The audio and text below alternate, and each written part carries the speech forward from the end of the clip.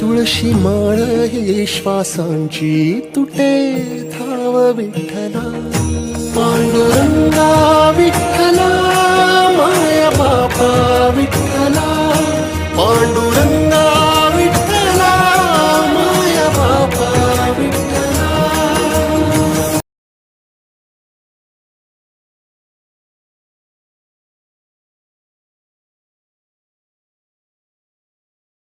आहे वारकरी संप्रदायाची कास भगवन नामाची कास ज्यानं धरली तो मानव असो अथवा पशुपक्षी आदी असो अनंत भक्तराशी तारिले वानर ज्ञानदेवा घर चिदानंदी विठाला विठाला या नात्यानं आणि आपण सर्वजण या ठिकाणी एकत्रित झालेलो आहोत. हा प्रसंग हा जगद्गुरु तुकोबारायांचा समाजाच्या पुढे मांडत असताना अलीकडे काही दिवसापासून माझ्या अंतःकरणामध्ये एक सारखा विकल्प निर्माण राहतो. तो विकल्प म्हणजे असा, मी आता तुमच्यासमोर एक वेगळ्या भाषेची वाक्यरचना उच्चारून दाखवतो. महानुभावा त्वं कुत्र गच्छसि विठाला विठाला. माझा बोलण्याचा कोणाला राग येणार नाही आणि जर आला तर मी फकीर आहे. जर राग आला तर मी फकीर आहे. फकीर होकर फिकीर करे वो भी साला गद्दा आहे. तर संप्रदायामध्ये प्रचार करणाऱ्यांना किती लोकांना संस्कृत येत असेल हा सुद्धा गंभीर प्रश्न आहे. हिंदू धर्माचा धर्मग्रंथ भगवद्गीता आहे. त्या भगवद्गीतेमध्ये 700 श्लोक आहेत. ते 700 श्लोक तरी कमीत कमी चांगली साधना भक्ती उपासना करणाऱ्यांना आणि अंतःकरणापासून आले पाहिजे असं मला वाटतं. असा माझा वैयक्तिक भाव आहे. आलं लक्षात. म्हणून ही वाक्यरचना कोणाला कळली असेल हे मला नाही सांगता येत. महानुभावा म्हणजे हे सद्ग्रस्ता, त्वम म्हणजे तुम्ही. आता कुत्र शब्द ऐकू नये बा. आपल्या कुत्र माहिती आहे आपल्याला, जे गल्लीबोळात फिरत असतं ते नाही. तो व्यवहारात त्या प्राण्याला म्हटलेला कुत्र शब्द वेगळा आहे, परंतु या ठिकाणी हा संस्कृत शब्द आहे. कुत्र शब्दाचा अर्थ कुठं. महानुभावा हे सद्ग्रस्ता तुम्ही कुठं चाललात. मग मला सांगा, आम्ही एवढे शिकलो सवरलो इतके पुढं गेलो, नवे आम्हाला पुढे नेण्याकरता शासनानं 25-25 वर्षापूर्वी एक शाळा काढली होती बघा, अनपढ लोकांकरता. ती हे दिवसा कामा धंद्या व्यवहारे वापरत असतात म्हणून हे येणार नाही शिकण्याकरता, म्हणून त्यांच्याकरता स्वतंत्र शाळा रात्री भरत होती. तिला कोणती शाळा म्हणायची. वा वा, काय सुंदर उत्तर दिलं. मला वाईट वाटतं बरं या गोष्टीचं. त्या मागच्या सरकारच्या ह्या अशाच काही आणि खडूस आणि उच्चार शब्दरचना आणि बुद्धी होती. मी असं ठाम सांगतोय. कारण का, जे कोणी त्या शाळेत शिकणारे होते ते आमचे पूर्वज नव्हते का. याचा विचार तुम्हाला करावा लागेल ना. त्या शाळेत शिकणारे आमचे तुमचे पूर्वज नव्हते का. आमची वैदिक सनातन हिंदू संस्कृती आहे. या ठिकाणी असलेला प्रत्येक ज्येष्ठ नागरिक आणि ज्येष्ठ महिला असेल ते आमचे पूजनीय आहेत. आलं लक्षात. तर अशा लोकांकरता शाळेला नाव काय ठेवलं मी नाही बोललो, म्हणून अंतःकरणाला वाईट वाटतं. हे शोभत नाही, ही शब्दरचना शोभत नाही. मातृदेवो भव, पितृदेवो भव, अतिथी देवो भव, आचार्य देवो भव सांगणारी ही संस्कृती, आणि त्या संस्कृतीमध्ये ज्येष्ठांकरता अशा शब्दाची रचना करणं मला पटत नाही, मला आवडत नाही. आमची काही वक्ते मंडळी बोलता बोलता घसरतात. घसरूच नाही, कोण्या वक्त्यानं घसरूच नाही. शब्द सांभाळून वापरला पाहिजे. ज्येष्ठांकरता, आदरणीयांकरता, श्रेष्ठांकरता. सांगण्याचं तात्पर्य तो शब्द मी उच्चारणार नाही, तुम्ही बोलून गेलात. मग समजा शिकल्यानंतर त्यांना तरी कळेल का हे मी जी वाक्यरचना बोललो मगाशी ती नाही.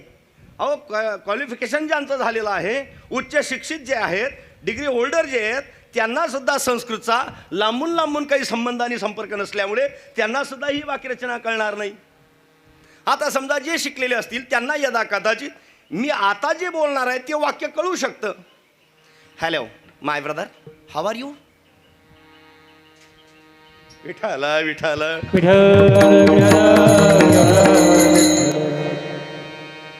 पण जे शिकलेत त्यांनाच कळलं ना, बाकीच्यांना. बरं मी का आगाऊपणा करतो हा त्याचंही कारण सांगतो. खानदेशामध्ये असा भ्रम होता पूर्वी की ज्याचं डोकं चालत नाही तो महाराज होतो म्हणले. म्हणजे इंग्रजी ज्या अर्थी बोलता येते त्या अर्थी डोकं चालत होतं असा त्याचा अर्थ आहे. काही तर म्हणायचे ज्वाऱ्या बाजऱ्या कापायच्या धाकानं बोवा बनतात म्हणले, असाही भ्रम होता. मी 700 गाई सांभाळतो. बरं किती सांगितलंय मी, 700 गाई सांभाळतो मी. आजही 24 तासातनं 20 तास काम करतो मी, ध्यानात ठेवा. विठाला विठाला. गाढवा झालो असतो तर गाई सांभाळल्या असत्या का? गाई सांभाळणं सामान्य गोष्ट नाही. कोणी किती का बचबच करेना आणि किती का गप्पा करेना, ज्याला खरंच प्युअर दूध पाडलेलं असेल त्यानं यावं आपल्याकडे, मग सांगू आपण की खरंच ओरिजिनल आहे देशाधर्मा राष्ट्राकरता म्हणून. विठाल विठाल. आणि तिसरा भ्रम तर विचित्रच होता, म्हणे यांना काही मायबाप नसतात. आम्ही काय आकाशातनं पडतो का गारा पडल्यासारखे? म्हणून मुद्दाम इंग्रजी वाक्य मी वापरलं. काय, कोणतं वाक्य वापरलं? Hello my brother, how are you. बरोबर. जे शिकलेले असतील त्यांना कळेल, जे शिकलेच नाही त्यांना काय कळणार? समोरच्यालाही जर कळलं तर तो म्हणेल सर आय एम फाय.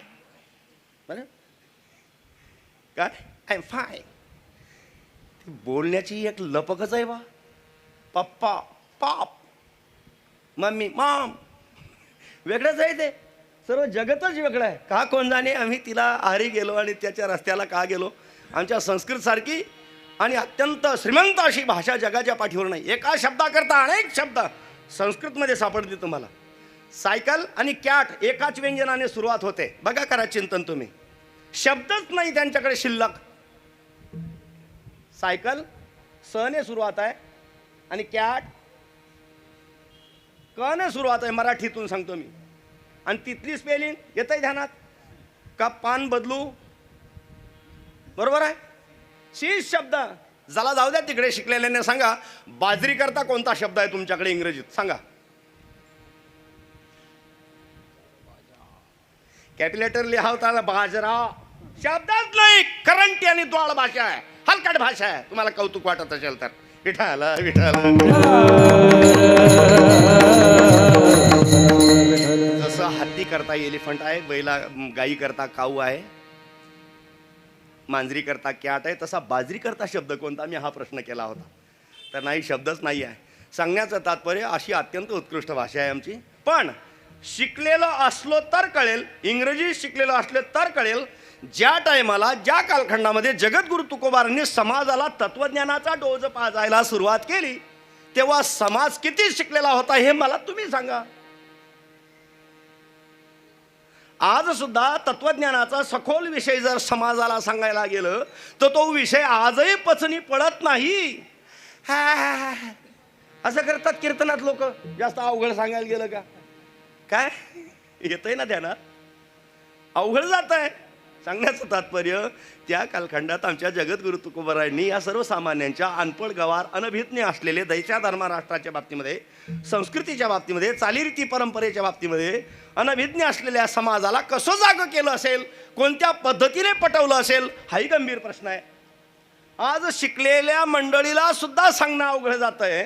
त्या कालखंडात कसं पटवलं असेल याचं एक बारकसं उदाहरण मी तुम्हाला देतो. त्यांनी कसं पटवलं ते. छोटंसं प्रमाण आहे, असे अनेक प्रमाण आहेत. जगद्गुरु तुकोबारायांचं वाङ्मय, विश्वमाऊली ज्ञानोबाराय, नामदेव महाराज, सावता महाराज आदी करून जे संत आहेत, या संतांचं वाङ्मय खरोखर आणि अंतःकरणापासून चिंतनीय आहे.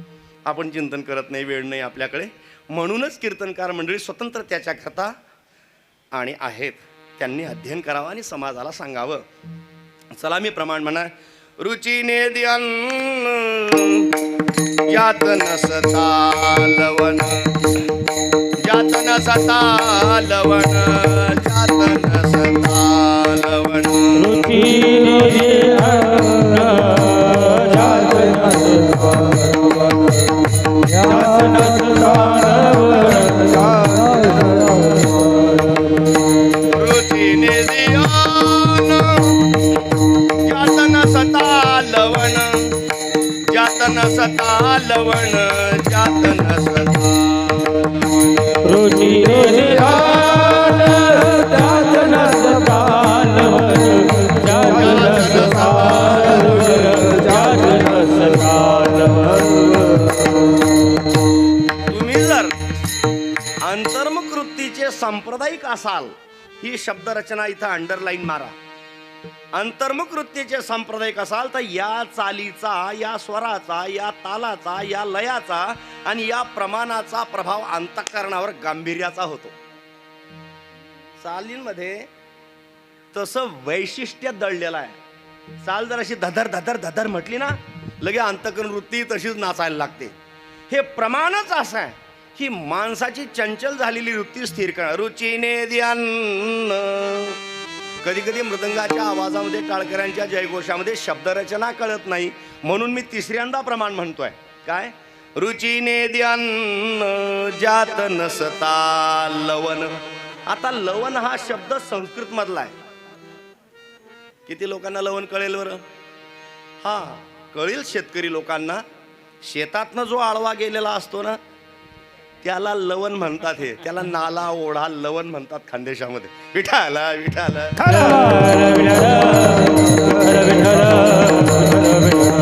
तर त्या लवणाचा या ठिकाणी काहीही संबंध नाही. लवण शब्दाचा अर्थ इथं संस्कृत मधून मीठ आहे. ज्या स्वयंपाकामध्ये मीठ घातलेलं नसेल तो स्वयंपाक चव देत नाही. किती सोपं उदाहरण जगद्गुरु तुकाराम महाराजांनी सांगितलं. ज्या स्वयंपाकात मीठ घातलेलं नाही तो स्वयंपाक चव देत नाही. बरोबर? हा आपला अनुभव आहे की नाही? त्याला शिकावं लागेल का? श्रीमंती लागेल का? उच्च शिक्षित लागेल का? सुसंस्कृत लागेल का? अहो, कोणी कसाही असू द्या, किती अनपढ गवार असू द्या, त्याला कळण्यासारखी गोष्ट आहे. साधारण 25 वर्षापूर्वी खिचडी किती दिवसात केली जायची? बरोबर? 15 दिवसात, महिन्यात खिचडी केली जायची. तीही 2च लोकांना केली जायची. एक आलेल्या पाहुण्याकरता आणि एक घरमालकाकरता. बरोबर? 2 लोक बसायचे, बाकीचे आपले गुपचूप पिठलं भाकरी खायचे. मी ॲक्शन वेगळी केली तसं नका समजू बरं. बाकीचे पिठलं भाकरी खायचे. बरोबर? त्या खिचडीला चव येण्याकरता तेव्हा काय घातलं जायचं? फक्त शेंगदाणे. तोही घरचा बरा असेल तर. गरिबाची घरची तर खूपच जाडी मोठी कुटलेलीच मिरची असायची. आणि वेळेवर त्या वरवंट्या पाट्यावर मसाला वाटला जायचा. बरोबर? अशी खिचडी होती. श्रीमंती असेल अजून तर खोबऱ्याचे तुकडे.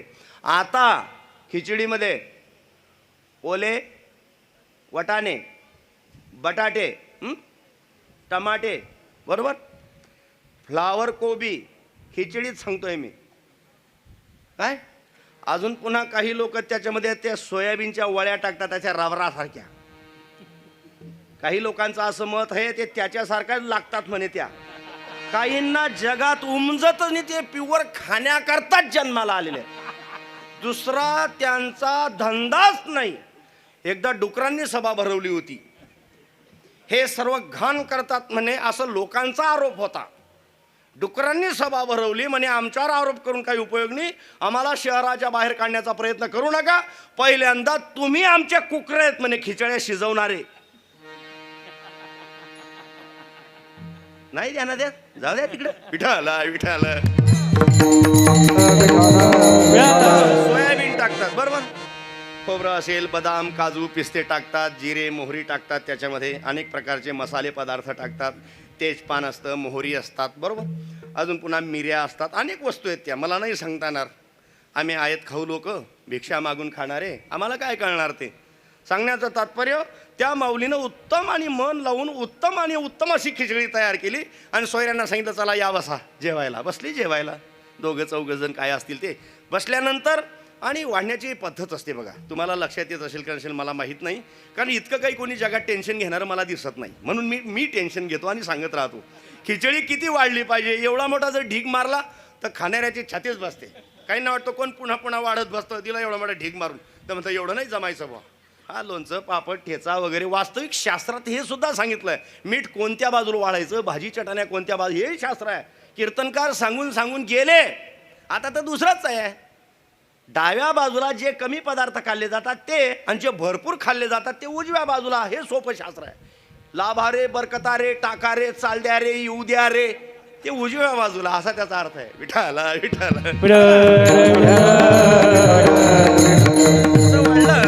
चटणी, मिरचं, लोणचं, पापड वगैरे काय असेल आणि 2 चमचे, म्हणजे त्याला भात्या म्हणतात ऐराणीमध्ये. बरोबर? ते 2 भाते फक्त छोटीशी. तुम्ही पहिल्यांदा 1 भाकर वाढा आणि पुढच्या वाढ्याला अर्धी भाकर घेऊन जा. कोणीतरी घेण्याचा विचार करेल. पहिली 1 आणि दुसऱ्या वाढ जर पुन्हा 1 वाढायची, तो म्हणतो नको बाबा, असे हो ठीक आहे. म्हणजे खाऊ घालण्याची पद्धत असते. पण काही लोक घ्या, हा अन्न वाया जातं, अन्न हे पूर्ण ब्रह्म, उदर भरणं नो हे जाणीचे यज्ञकर्म आहे. पण बोलतात लोक, फक्त आचरण नाही करत. हो, किती अन्न वाया घालतात. जाऊ देत तिकडे. वाढलं 2 भात्या, 2 चमचे खिचडी वाढलं, बसा जेवायला. बसले पाहुण्यानं, तिथं सुद्धा मर्यादा आहे माऊली. मी आळंदीला गुरुकुलामध्ये शिक्षण घेत असताना पूजनीय मोठे बाबा वगैरे हे सर्व संस्थेचे गुरुजन लोक यांच्या सान्निध्यातमध्ये माझं बालपण गेलेलं आहे. आणि पाहिलं पंक्तीला बसल्यानंतर आम्ही जे कनिष्ठ लोक आहोत, ज्येष्ठानं घास घेतल्याशिवाय आम्ही हातसुद्धा लावत नव्हतो. आणि ही समाजात सुद्धा पद्धत आहे बरं. जर कोणी पाहुणे आले काय म्हणतात, ल्या. काय म्हणतात, ल्या. आता विदर्भात जर गेलं ते ल्यानी म्हणतात. काय आपल्याकडे ल्यानी म्हणतात, बठा असं म्हणतात. ते विदर्भातले म्हणतात घ्या, बरोबर. आणि मग त्या पाहुण्यानं घास घ्यावा किंवा आपल्या ज्येष्ठानं घास उचलावा अशी मर्यादा आहे. परंतु आता अलीकडे संस्कृतीमध्ये या मर्यादाच राहिल्या नाही. मीठ वाढलं की काही चाटायला सुरुवात करतात. काय मीठ वाढलं की चाटायला सुरुवात करतात. मी तर म्हणतो ना, अशा लोकांचं नावच बदलून टाकावं. काय नाव ठेवावं, मिठाराम शास्त्री. विठाला विठाला तिकडे विनोदाचा विषय सोडा. पाहुण्यानं सोयऱ्यानं घास उचलला आणि तोंडात घातला. गृहिणीचं लक्ष होतं, स्वयंपाक करणाऱ्या महिलेचं लक्ष होतं पाहुण्यांकडे. पाहुण्यानं तोंड वाकडं केलं. पूर्वी फक्त कीर्तन ऐकावं लागत होतं, आता कीर्तन पाहावंही लागतं. कारण कीर्तनात आमचे थोडे नाटकं सुरू झालेले आहेत आता. विठ्ठल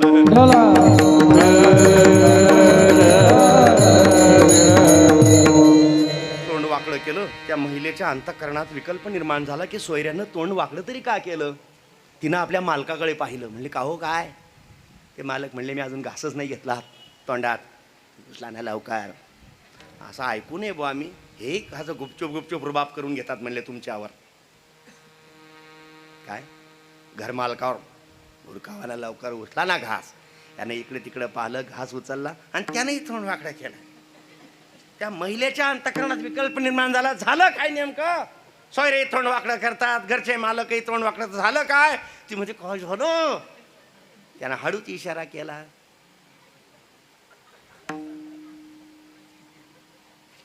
काय मीठच नाही. विठाला विठाला.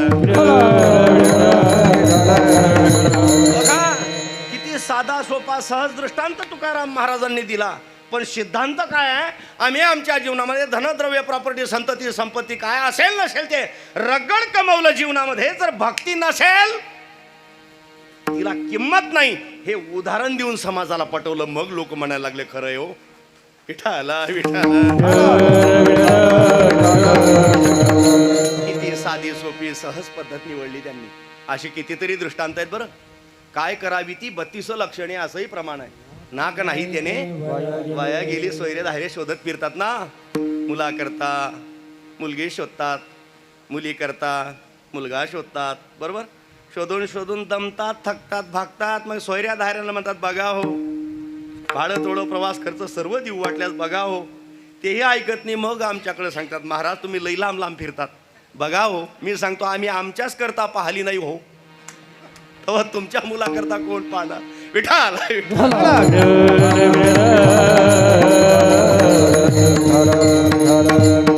जर समजा मुलगा मुलगी बघायला आला, मुलगी पाहून झालं,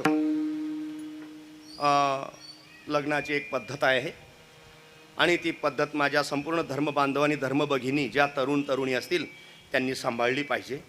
वैदिक पद्धतीनं आम्ही जीवन जगत आल्यामुळे आमचा मरस्तोर संसार सुखी होता. आम्ही या पाश्चिमात्यांचं अनुकरण केल्यामुळे आमच्या संसारांमध्ये विध्वंस होत चालला.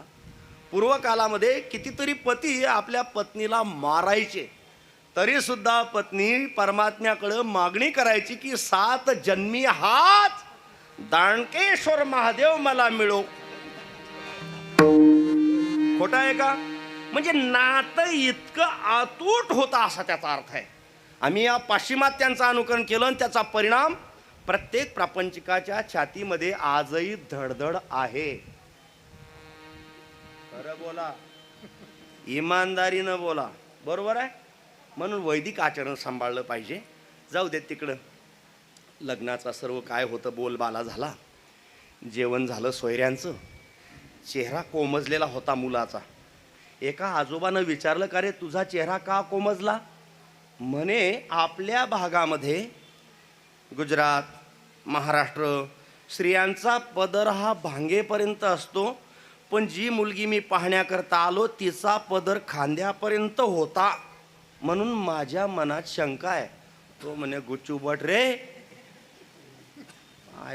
पायकोया करी वशिला लायलू एक तर आठलो अनिल शे म्हणजे आते तुमले कळलं की मी बी खानदेशी शे बा नाही तर काही काही मनात दाढीवर जातो अरे बाप कथा आला भाऊ बाबा विठाला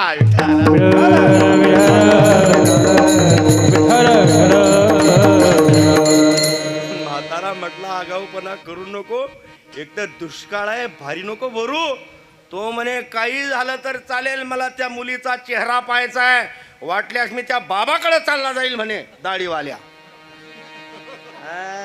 बाकी सर्व बोलू शकतात असं बोलायला करोडो जन्माची पुण्याई लागते करोडो असं कोणाचंही काम आहे का ते फकीराकडे साधूकडे देवाकडे जीवन समर्पण करण्याची बुद्धी अरे पट्याऱ्यासारखे लोचट सारखे लागत सारखे गोंडा घोडतील पण असं बोलणार नाहीत म्हातारा म्हणलं मग काय म्हणणं आहे तुझं मला चेहरा पाहायचा आहे तरच लग्न करायचं आहे म्हाताऱ्याला म्हटलं जाऊ द्या मुलीच्या वडिलांना सांगितलं मुलगीला बोलवा बरं म्हणे काय बेबी इकडे ये बरं म्हणे काय आजोबा म्हणे बेबी थोडा पदर वर कर बरं तुझा ते म्हणे नाही आजोबा मी पदर नाही करणार आमची मर्यादा आहे आमची संस्कृती आमची परंपरा आहे म्हातारा त्या मुलीच्या वडिलांना सांगतो अहो समजवा तुमच्या मुलीला वडीलही म्हणतात बाई हे चांगलं नाही वयोवृद्धांचा मान ठेवते तुझ्या आजोबासारखे आहेत हां ऐक त्यांची मर्यादा सांभाळ आपल्या परिवाराचे 2-4 सोयरे वापस गेलेत तुझ्या अशा हट्टीपणाच्या पाहिलं ऐक तू पदर वर कर बापानं विनवणी केली बापाने आग्रह धरला बापानं आज्ञा केली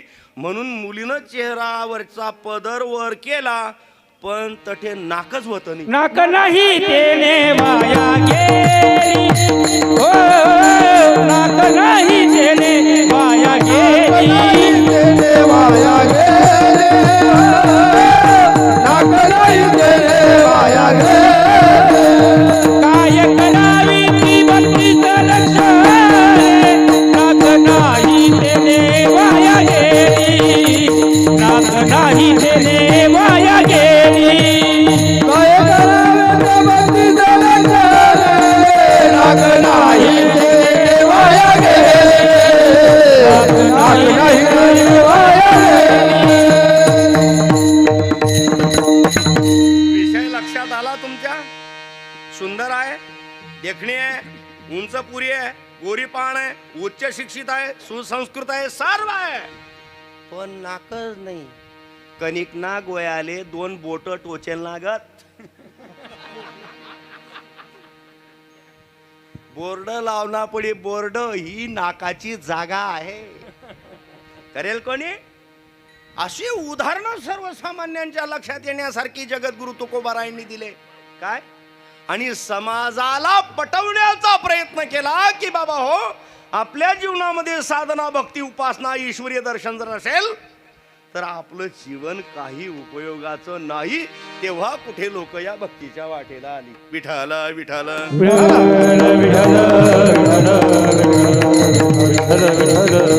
संत वाङ्मयानं खूप मोठी क्रांती केलेली आहे सकळई तीर्थे निवृत्तीचे पायी तेथे बुडी देई माझे मना आम्ही नाही जाऊ शकत प्रपंच सोडून इकडं तिकडं पण संतांच्या चरणाजवळ सर्व काही तीर्थ आहेत आलं लक्षात अहो ज्ञानोबारांच्या ज्ञानेश्वरीचं आणि या ठिकाणी आणि भाविकांना दिल्या जाणार आहेत त्या ज्ञानेश्वरीत एक सुंदर ओवी आहे काय ओवी आहे ती क्रांती सांगणारी ओवी आहे संतांनी केलेली क्रांती यमदमा अवकळा आणली तीर्थे ठायावरून उठविली यमलोकीची खुंटली राहाटी आगवी ही सामान्य ओवी नाही आहे जगद्गुरु तुकोबारायांच्या गाथेमध्ये प्रमाण आहे हरिभजनीय धवडिले जग चुकविला लाग काळाच्या मुखारविंदामध्ये जाणारा हा समाज त्याला काळाच्या मुखातून ओढून आणणं सामर्थ्य आहे का सामान्य आहे का संतांच्या जीवनातली क्रांती म्हणून मागं मी निर्मोही आखाड्याचा आणि साधक असल्यामुळे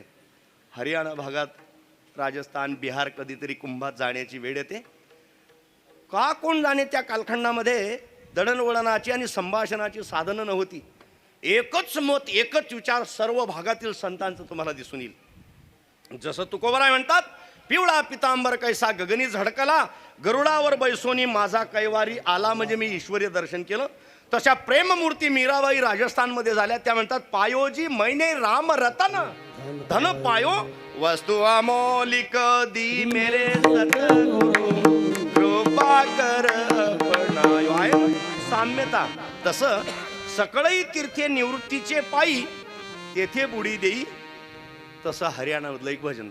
मेरे सतगुरु आंगण आया, मैं वारी जाऊं रे, वारी जाऊं रे, बलिहारी जाऊं रे. मेरे सतगुरु आंगण आया, मैं वारी जाऊं रे. भजन किती सुंदर आहे. आपल्याकडे म्हणतात साधू संत आले घरा, पवित्र विचाराचे लोक म्हणतात तोची दिवाळी दसरा, पण दुर्दैवाने करंटे म्हणतात मागचे पुढचे दार बंद करा. एवढं पवित्र प्रमाण नास्तिकांनी बिघडवलं का? तोची दिवाळी दसरा ज्याप्रमाणे इथं सांगितलं त्याप्रमाणे तिथं सुद्धा सतगुरु आंगण आया, मै गंगा गोमती नाया. वाक्यरचनेतलं साम्य बघा. हे म्हणतात गंगा गोमती त्या संतांच्या चरणाजवळ आहे, महाराष्ट्रातले संत म्हणतात.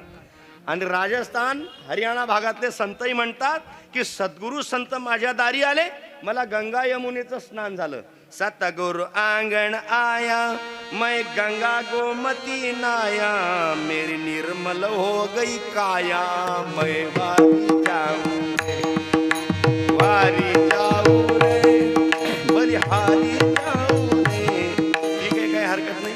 आपल्या संप्रदायाचा चाल ठेका लय 1 2 3 साधा ठेक्यावर आपण चालणारे असल्यामुळे त्यांच्याने आपली ताळमेळ बसत नाही. सांगण्याचं तात्पर्य असे संत जीवनामध्ये काय क्रांती करतात. संत जीवनामध्ये क्रांती तुमच्या आपल्याला मोक्ष सुखाच्या ठेव्यापर्यंत नेऊन पोहोचवतात. जगद्गुरु तुकाराम महाराजांनी पहिल्यांदा आपल्या जीवनामध्ये असलेला अनुभव समाजाला सांगितला, तेव्हा समाज त्यांचे विचार स्वीकारायला लागला. विठ्ठल विठ्ठल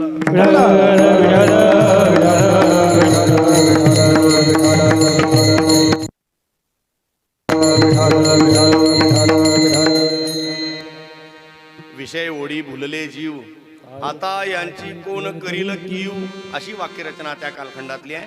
जो तो जिकडे तिकडे पाहिलं की प्रपंचाकरता माया मोहाकरता झटणारा प्रत्येक जीव जगद्गुरु तुकाराम महाराजांनी पाहिलं. एक वाक्यरचना अशी सुंदर आहे. तुका म्हणे जन्मा आल्याचे सार्थक, विठ्ठलची एक देखील या परमात्म स्वरूपाच्या दर्शनाखेरीज या जीवनाची सफलता नाही. तुकाराम महाराजांनी त्या पद्धतीची साधना केली आणि ईश्वरीय तत्वाला प्राप्त केलं.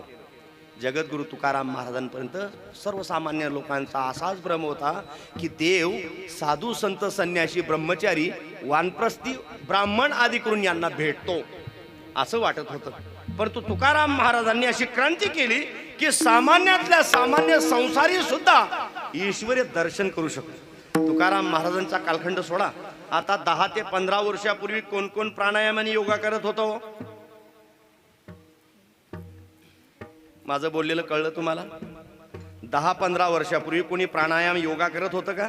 लोकांना असं वाटायचं की ते ध्यान धारणा योग प्राणायाम हे साधू संन्याशांचं काम आहे. वा, हे स्वामी रामदेव नावाचे बाबा जन्माला आले आणि त्यांनी समाजाला पटवून दिलं की योगाने डायबिटीज बरा होतो, हार्ट अटॅक बरा होतो, ॲसिडिटी बरी होते, बद्धकोष्ठता बरी होते, सांधेदुखी बंद होते, कॅन्सर बरा होतो. आणि चॅनलच्या माध्यमातून समाजाला पटवलं आणि लोक ते टीव्हीत पाहून पाहून मग लागले करायला. आता आम्ही कीर्तन करून रात्री वापस जातो, कधी कधी सकाळचे 4-5 वाजून जातात. मग हे शहरातले लोक, त्यांना व्यायाम नसतो, म्हणजे असं माणूस आणि अशा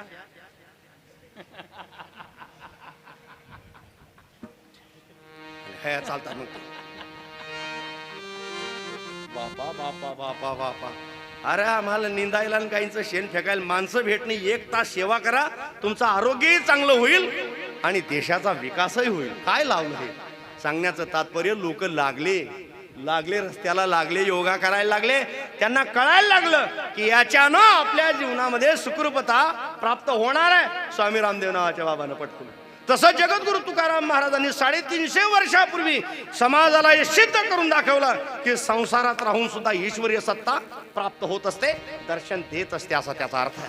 जगद्गुरु तुकाराम महाराजांनी एकांतामध्ये प्रभूचं चिंतन करावं. विठ्ठल विठ्ठल विठ्ठला माझ्या विठ्ठल पांडुरंगा, माझ्या विठ्ठल पांडुरंगा, आ विठ्ठल विठ्ठल विठ्ठला माझा विठ्ठल पांडुरंगा, माझा विठ्ठल पांडुरंगा. परमात्म्याच्या स्मरणाचा प्रताप प्रभाव शास्त्रामध्ये सांगितलेला आहे. 1 कोटी जप झाल्यानंतर काय फायदा, 2 कोटी जप झाल्यानंतर काय फायदा, 13 कोटी जप ज्या साधकाचा झाला त्याला ईश्वरीय दर्शन झालंच पाहिजे असं प्रत्यक्ष शास्त्र पुराणात वर्णन आहे. जगद्गुरु तुकाराम महाराजांना परमात्मा स्वरूपाची भेट झाली, दर्शन झालं, आणि मग जगद्गुरु तुकाराम महाराज तुमच्या आपल्यासारख्यांना मोठ्या स्वाभिमानानं मग यदा कदाचित सांगत असताना, ऐकत असताना आस्तिक नास्तिक यदा कदाचित दोघंही असतील. कारण नास्तिक म्हणतात no no no I am sorry, God is nothing, अशी वाक्यरचना आहे त्यांची. देव मानणारे आणि न मानणारे. आस्तिक दैवासुर एवच, भगवद्गीता सांगते दैवी लोक देव मानतात, आसुरी लोक देव मानत नाही. यदा कदाचित दोघंही त्या ठिकाणी होते. दोघांना सांगितलं की अरे बाबा हो, मला जो जन्म मिळाला त्याचा खऱ्या अर्थानं आज मला फलप्राप्ती झाली. ही अभंगाच्या पहिल्या ओ